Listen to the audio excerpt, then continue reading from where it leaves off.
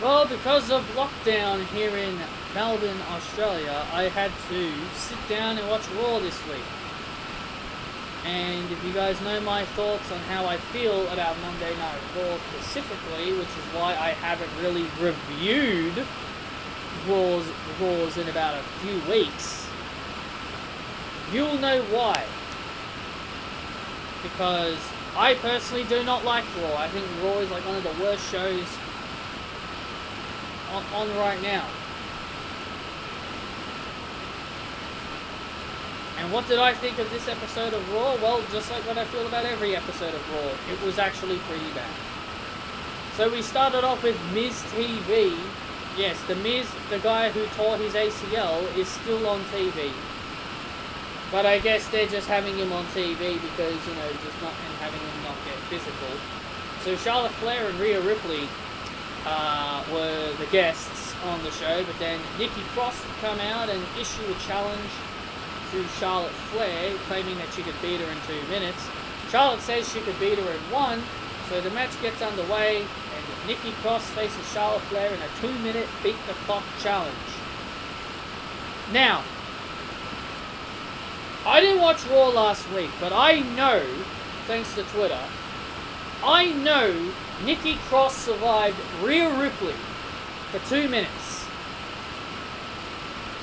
And now it's Charlotte Flair's turn to try and beat Nikki Cross in 2 minutes. Now, if you were a betting man, and you saw this, you'd be like, oh, Vince McMahon loves Charlotte Flair. Charlotte Flair will beat her in no time flat. Well, if you made that bet, you would have lost your money. Because Nikki Cross survived Charlotte Flair for 2 minutes. I don't know the whole point of this. I don't know what this is supposed to be all about. Because as I said, I haven't been watching Raw lately. But why am I seeing Nikki Cross, quote unquote, beat? Because here's the thing. Because WWE like to ram it down the throats that Nikki Cross beats Rhea Ripley.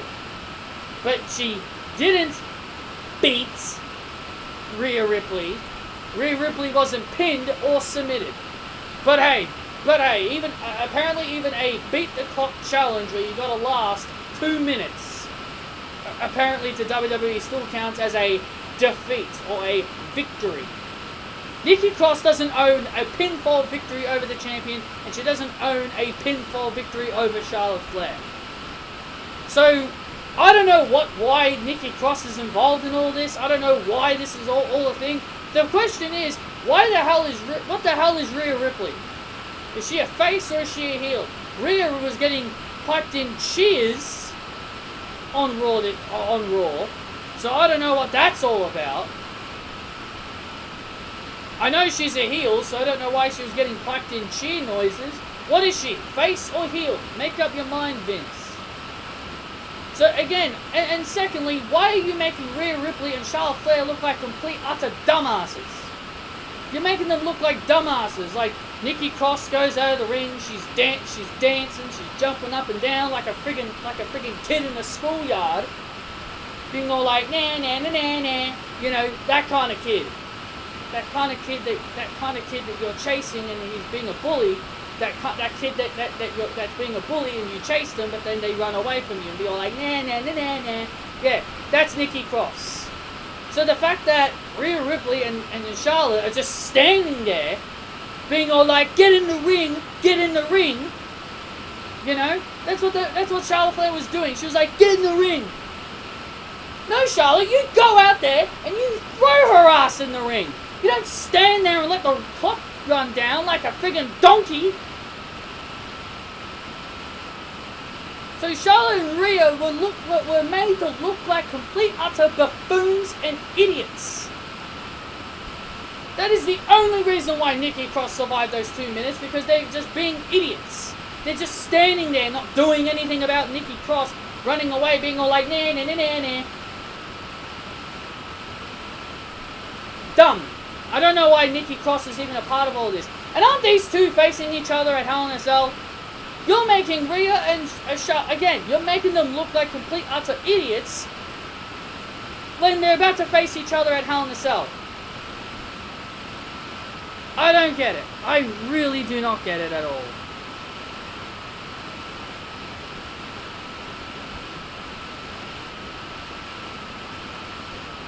Randy Orton would go on to defeat Xavier Woods. He would use the Bo Derek. You know, last week Riddle used the RKO. And Randy would beat Xavier Woods with Riddle's Bo Derek move. I would like to call it the RKO Derek. That's what I would like to call it, the RKO Derek. I don't know what this is all leading to either. I'm just not a fan of Randy Orton and Riddle as a tag team. I'm not a fan of it. You guys know my thoughts on it when I reviewed the episode where RK Bro was formed. I am not a fan of this tag team. I think it's really stupid.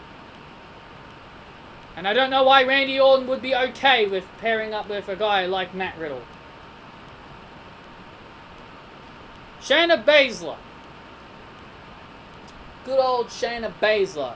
She takes on everybody's favorite sommelier, Reginald. Because last week an explosion went off. Gee, I wonder who caused that explosion. I can only guess who caused who's been causing a whole bunch of explosions lately. There's only one person that I know on the women's division that likes to cause explosions. Anyway, Shayna is blaming Reginald for all the losses, and Shayna Baszler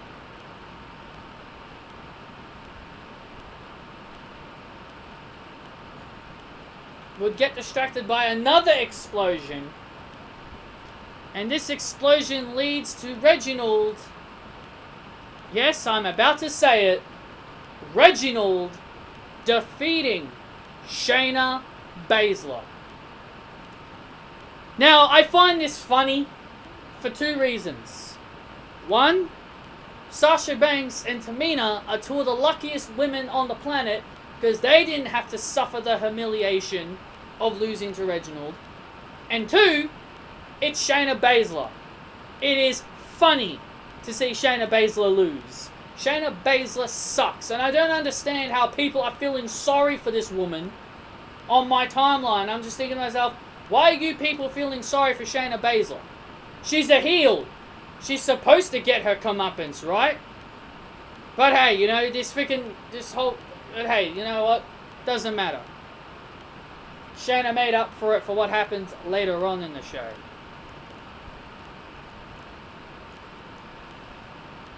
We get T-Bag and Mason. T-Bar and Mace. They took on the Lucha Bums of Lince Dorado and Grand Metalik. And T-Bag and Mace would get the victory with the High Justice. And everybody's favorite Celtic warrior who wouldn't defend his championship, Sheamus, took on both Ricochet and Humberto Carrillo in singles matches, and Ricochet and Humberto Carrillo beat them both. Yeah, what a way to make your champion look like a complete utter loser, and what a way to make him look weak. Everybody complains about him winning matches and not defending his title. Yeah, and this is what happens when he loses. He looks weak, and he looks like an idiot. This is why champions shouldn't lose. You want Sheamus to defend his title? Do Ricochet versus Humberto Carrillo in a #1 contender match. And the winner out of those two face Sheamus. It's simple as that.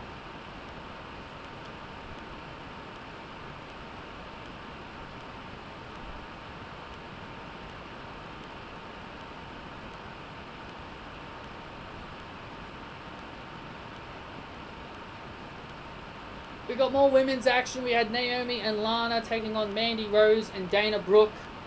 Mandy Rose and Dana Brooke would get the victory with a nice tag team finishing maneuver. and Dana Brooke would pin Lana to secure a pinfall victory. I'm not complaining. You know, I like Mandy and Dana. I like Naomi too. But, you know, her tagging with Lana has just really pushed her down the ladder. It's nice to see Mandy Rose and Dana Brooke get a victory here. It made them look good. And I love to see them challenge for the Women's Tag Team Championships.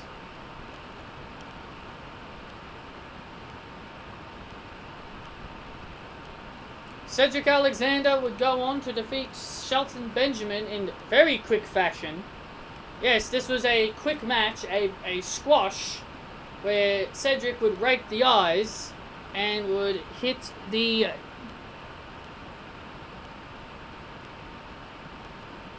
Oh, they gave it a name, but I can't pronounce it. The naturalizer, I think they called it. It says it here on the network. It says it here on the website, but I can't pronounce it. The naturalizer or something like that. What happened to the lumbar check exactly? The lumbar check's a better finisher. I know Cedric's a heel and maybe he needs to change it up, but like, do you guys realize that move you're having Cedric use is actually more of a babyface move? But whatever. Cedric's winning. He's beating Cedric. So, you know, I guess that's a good thing. You know, Cedric's a young guy. He needs these wins, not an old dude like Shelton Benjamin. Anyway, we move on to AJ Styles and Omos defending their Raw Tag Team Championships against Elias and Jackson Ryker. This leads to Elias turning on Jackson Ryker, leaving him all by himself to suffer the wrath of Omos and a phenomenal forearm by AJ Styles. AJ Styles and Omos are now all of a sudden babyfaces. Again, just like what I told you guys with Rhea Ripley before, why the hell are you randomly turning people when we already know what side they're supposed to be on? Now I get it. AJ and Omos are were facing heels. Maybe that's why they did it, because they're facing heels. So when they get their next challenges, it will go back to them being heels or something like that. I don't care. You're changing these people just because. But the good news about this is that Elias is no longer with Jackson Ryker. Now, can you please release Jackson Ryker? Thank you very much. That is the next stage. That is the next thing you need to do. Elias said that he doesn't want to travel on the road with Jackson Ryker, which is why he betrayed him. You know what? It doesn't matter. Doesn't matter why you betrayed him, Elias. You did the right thing to betray Jackson Ryker. And the most craziest thing of them all is that WWE is going to portray Elias as the bad guy, and they're going to portray Jackson Ryker as the good guy. Yep, that is what they're going to do. They're going to portray Jackson Ryker as the good guy and Elias as the bad guy. Well, I'm sorry, Vincent Kennedy McMahon, but Elias is now the biggest babyface in your promotion just because he turned his back on Jackson Ryker. Nobody, not a single person on the face of this planet is going to cheer Jackson Ryker. Everybody is going to cheer for Elias, because Elias did probably the biggest babyface thing he could have ever done, and that is portray Jackson Ryker.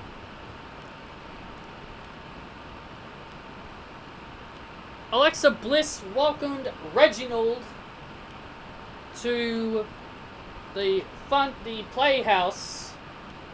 Please bring back the goddess.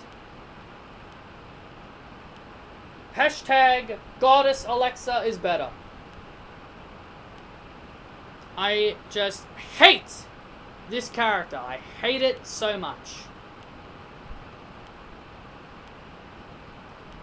Nia Jax didn't think it was a good idea for Reginald to go to the playhouse because she said that Alexa is a bit weird.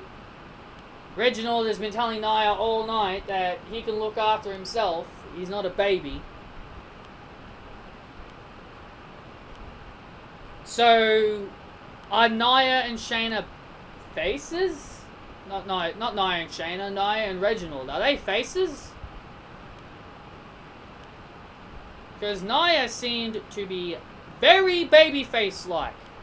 She seemed to be very babyface-like on Raw this week.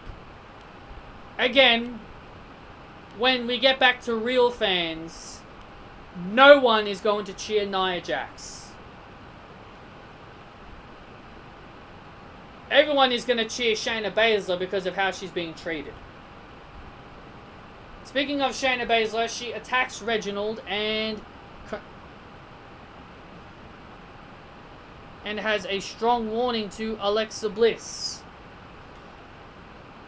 Now, this is something I need to say.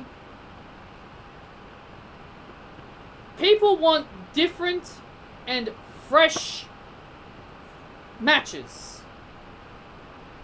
For some reason, people think Alexa and Charlotte or Alexa and Rhea is fresh and different. Okay, that's your opinion. But Alexa and Shayna isn't fresh and new. Now, Shayna Baszler is nothing like Ronda Rousey. I don't like Shayna Baszler at all. But I keep hearing just one particular person, he knows who he is. I just constantly listen to the whole, oh, it's going to be 2018 all over again. Oh, Alexa Bliss is going to get injured. Oh, poor Alexa, she's going to get hurt. She's fighting Ronda Rousey's friend. Ronda Rousey's friend is going to hurt her. Shayna is different to Ronda Rousey. She doesn't hurt anybody.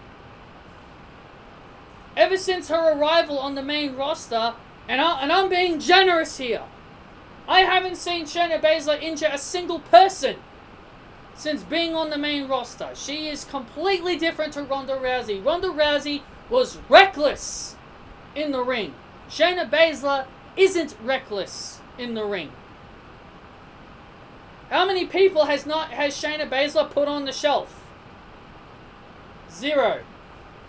Or if you're going to talk about Dakota Kai from NXT, well, again, I don't really watch a whole lot of NXT when Shayna was there, so I wouldn't know if that was really Shayna Baszler injuring Dakota, or if Dakota really had an injury and they had Shayna Baszler injure her just to write her off TV.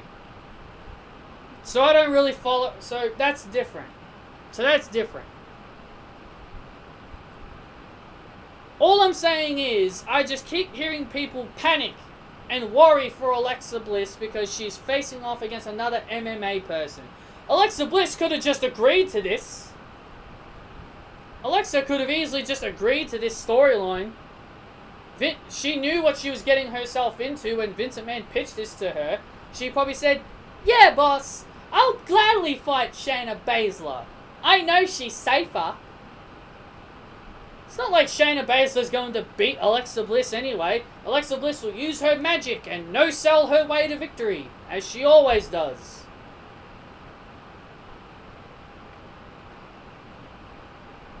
So I don't understand why... I don't understand why apparently Charlotte and Alexa, or Alexa and Rhea, are fresh matches, but Alexa and Shayna isn't. I would rather Alexa Bliss stay far away from Charlotte Flair and Rhea Ripley, respectively. I'd rather her stay the hell away from the two of them, full stop. Alexa Bliss doesn't need a title. With the character she has, she doesn't need a single belt at all. I say the same thing for Bray Wyatt when he's the Fiend, and I say it with Alexa Bliss. She doesn't need a title. She can be interesting all she wants with this character, but it doesn't mean it should lead to her wearing a title around her waist. And again, I hate this character. Again, as you know me, I hate this Alexa Bliss. I hate this character. It is dumb. It is something that Alexa Bliss shouldn't be doing. Everybody has their opinions on Alexa Bliss being another fiend. But in my opinion, this is literally damaging Alexa Bliss and everything she's done for herself. I preferred her when she wrestled. I might have shitted on Alexa Bliss every now and then when she was the goddess, but at least she freaking wrestled. This Alexa Bliss doesn't wrestle. All she does is transform. All she does is transform and use her magic. That's all she does. That's all this Alexa Bliss does. Magic, magic, magic. No sell, no sell, no sell. Transform. Hits finisher. Good night. That's all Alexa does. I hate it. So I may not like Shayna Baszler, but I actually really hope Shayna Baszler completely kills Alexa Bliss. And hopefully she beats her up so badly, she becomes the goddess again. Not that Shayna would give a shit, but I'm just saying. And in our main event was Drew McIntyre and Kofi Kingston. The winner would earn an opportunity to face Drew McIntyre and face Bobby Lashley. Who do you think won?